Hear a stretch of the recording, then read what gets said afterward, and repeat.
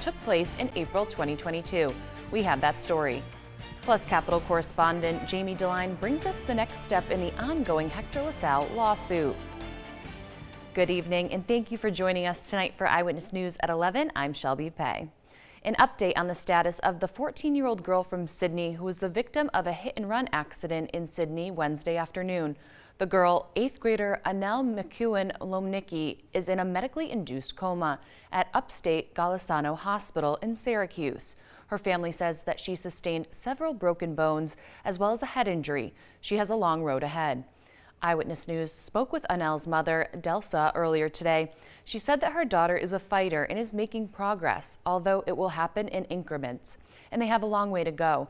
Delsa also told us that the response from her community in Sydney shows what great people their neighbors are.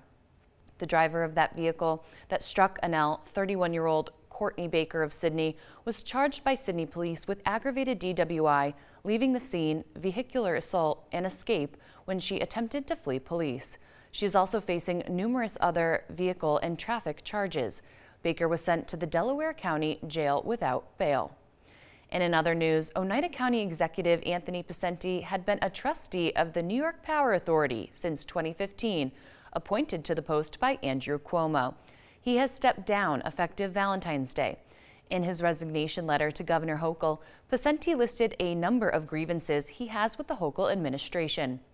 In that letter, Picenti expressed concern with Hochul's energy policy, her action or lack of action regarding criminal justice policy, particularly regarding bail reform, and changes in discovery procedures. As for the Hochul energy policy, Picenti cited several issues regarding Hochul's push toward a greater dependency on renewable energy sources. Picenti also noted the continued exodus of residents leaving the state, adding that some of the concerns he addressed are reasons for their departure as well. A spokesperson for the governor told the New York Post that they thanked Picenti for his service and they remain focused on delivering affordable, reliable energy to New Yorkers.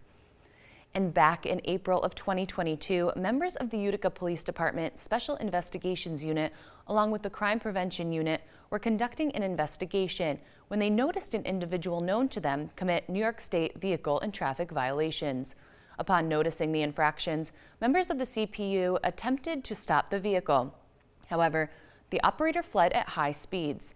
The units pursued for a short time, and during the pursuit, they witnessed the operator throw a bag from the vehicle.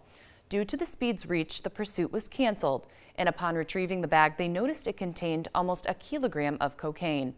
As the investigation proceeded, the suspected narcotics were sent to the New York State Police Laboratory for testing, and upon confirming that it was in fact cocaine, the case was presented to an Oneida County jury for indictment. On February 9, 2023, an indictment for criminal possession of a controlled substance in the first degree, an A1 felony, was returned. Then on February 16th, members of the Oneida County Sheriff's Warrants Unit located the suspect driving on Rutgers Street.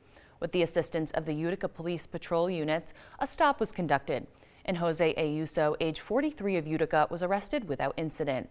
He was transported to the Utica Police Department and formally charged with the above crime.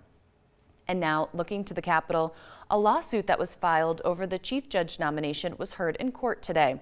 Capitol correspondent Jamie DeLine has that story.